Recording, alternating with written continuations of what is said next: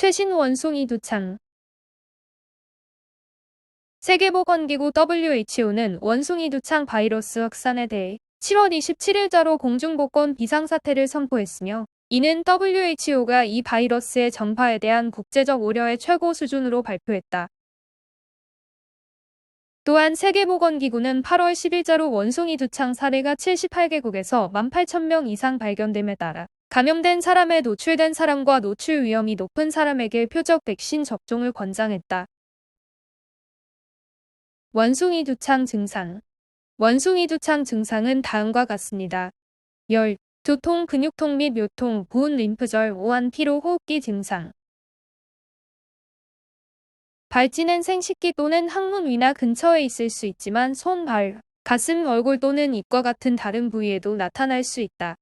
발진은 치유되기 전에 딱지를 포함한 여러 단계를 거치며, 발진은 뾰루지나 물집처럼 보일 수 있으며 아프거나 가려울 수 있다.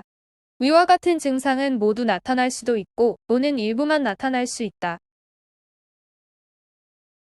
먼저 발진을 일으킨 다음 다른 증상이 나타나기도 하고 어떤 사람들은 발진만 경험하기도 한다. 원숭이 수두에 걸린 대부분의 사람들은 발진이 생긴다. 일부 사람들은 다른 증상이 나타나기 전에 발진이 나타난다. 원숭이 두창 증상은 일반적으로 바이러스에 노출된 후 3주 이내에 시작된다. 독감과 유사한 증상이 있는 사람은 일반적으로 1월 4일 후에 발진이 나타난다.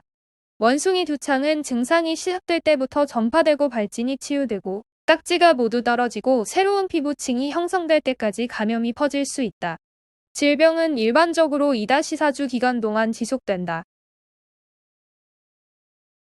현재 원숭이 두창은 아프리카를 비롯하여 여러 국가에서 동시 발생한 것이 특징이고, 영국과 유럽, 북미, 중동, 호주 등을 포함하여 카메룬, 베냉, 중앙아프리카 공화국, 콩고 민주공화국, 가봉, 가나, 코트디부아르, 라이베리아, 나이지리아, 콩고 공화국, 시에라리온, 남수단 등에서 동시 다발로 환자 사례가 보고되고 있다. 원숭이 두창은 원숭이에서 처음 발견되었고, 주로 바이러스를 복균하고 있는 동물은 설치류들, 쥐 종류에서 많이 발견되고 있다. 그러므로 과거에는 쥐하고 접촉을 한다든지 이런 경우에 발병을 했었고, 사람 간 전파도 아프리카에서는 있지만 대부분은 동물 접촉을 통한 감염이 훨씬 더 많이 보고가 되었다. 그러나 나이지리아라든지 시에라리온, 콩고 이런 지역에서 많아야 소수 확진자가 보고된 수준이었지만, 이번 경우에는 유럽이나 북미까지 확산되어 동시에 여러 국가에서 발생한 것은 이례적인 상황이다. 현재까지 데이터에 의하면 성클리닉을 방문한 남성이 남성과 성관계를 가진 사람들, 혹은 여러 명의 성적 파트너를 가진 사람들 사이에서 사례가 확인되고 있다.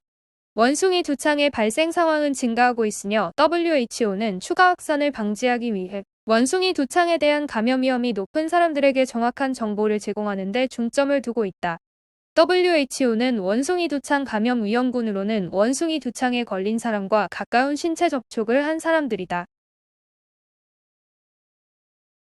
WHO는 또한 일선 보건 의료 제공자와 같이 위험에 처할 수 있는 기타 의료 종사자를 보호하기 위한 지침을 제공하고 있다. 원숭이 두창 치사율, 감염 경로, 잠복기 및 위험 요소. 원숭이 두창은 지난 5월 발병한 이래로 8월 현재 78개국에서 18,000명 이상이 원숭이 수두 바이러스에 감염 보고되었다.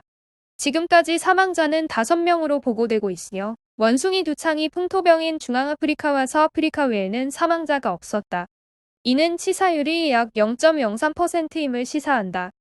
그러나 세계보건기구는 최근 몇 년 동안 원숭이 수두 사망률이 약 3에서 6%이고 역사적으로 11%까지 높다고 보고하고 있다. 원숭이 두창 바이러스는 병변, 체, 호흡기 비말 및 침과 같은 오염된 물질과의 긴밀한 접촉을 통해 사람 간 전염된다. 원숭이 두창의 잠복기는 보통 6일에서 13일이지만 5일에서 21일까지 다양할 수 있다. 치사율은 서아프리카 계통의 인간 감염은 콩고 분지 계통군에 비해 덜 심각하게 나타나고 있으며 치사율은 3.6%이고 콩고 분지 계통군은 10.6%로 보고되고 있다. WHO 원숭이 두창 사례 정의. 의심되는 사례. 열 38.3도 심한 두통, 림프절병증, 요통, 근육통 및 심한 무력증을 동반한 급성 질환은 1월 3일 후에 점진적으로 발전하는 발진이 종종 발바닥과 손바닥을 포함한 몸과 얼굴에서 시작하여 다른 부위로 퍼진다. 가능한 경우 임상 케이스 정의를 충족하는 경우로 검사실에서 확인된 바는 아니지만 확인되었거나 가능성이 있는 증례와 역학적 연관성이 있는 경우 확진 사례, 검사실에서 확인되고 임상적으로도 일치되는 사례. 접촉자 모니터링. 감염 기간 동안 환자 또는 환자에 오염된 물질과의 마지막 접촉으로부터 21일 동안 징후 증상의 발병에 대해 최소 매일 접촉을 모니터링해야 한다. 우려되는 징후 증상으로는 두통, 발열, 오한, 인후통, 권태감, 피로, 발진, 림프 절병증 등이 있다. 접촉자는 하루에 2번 체온을 모니터링해야 한다. 무증상 접촉자는 증상 감시를 받는 동안 혈액, 세포, 조직, 장기의 모유 또는 정액을 기증해서는 안 되며 무증상 접촉자는 출근 및 학교 출석과 같은 일상적인 일상활동을 계속할 수 있지만 감시 기간 동안 집 가까이에 있어야 한다. 네임 원숭이 두창 치료제 테코비리멧 관정. 원숭이 두창 치료제로 알려진 치료제는 테코비리멧이 있다. 테코비리멧은 천연두 치료를 위해 허가된 약이고 원숭이 두창 치료에도 효과가 있다고 알려져 있는 상황이다. 하지만 최근 네임 8호호에서 천연두와 달리 원숭이 두창 질병은 세계의 일부 지역에서 풍토병으로 남아있으며 연구자들은 윤리적이고 실현 가능한 인간을 대상으로 한 임상시험 연구를 설계할 수 있어야 한다고 강조했다. 원숭이 두창 및 기타 비바리올라 우르토폭스 바이러스 감염 환자를 치료하기 위해 테코비리멧을 사용한 사례가 일부 보고되고 있지만 이러한 데이터는 효능을 입증하기에는 아직 불충분하기 때문이다. 동물을 대상으로 수행된 연구 결과는 설득력이 있을 수도 있지만 동물에서 관찰된 효능이 후속 임상시험에서 인간에서 관찰된 효능으로 항상 직접적으로 해석되는 것은 아니기 때문에 테코비리멧의 안전성 데이터는 건강한 지원자가 아닌 원숭이 두창 환자로부터 얻을 수 있어야 한다.